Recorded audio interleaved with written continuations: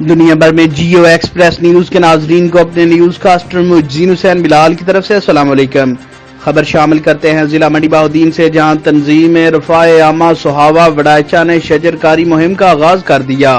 پاڑیاں والی کے نواحی گاؤں صحابہ وڈائچہ میں آج سے 2 ماہ قبل قیام میں آنے والی تنظیم نے رفاعی کاموں میں اپنی مثال آپ بن گئی۔ کرونا وائرس اور لاک ڈاؤن کے باعث بے روزگار ہونے والے دیہڑی دار طبقے کی بھرپور معاونت کے بعد تنظیم رفاع عامہ اس وقت شجر کاری مہم میں بڑھ چڑھ کر حصہ لے رہی ہے۔ گزشتہ روز تنظیم رفاع عامہ صحابہ وڈائچہ کے چیئرمین خان عزیز الرحمان، صدر رفاقت علی نمبردار،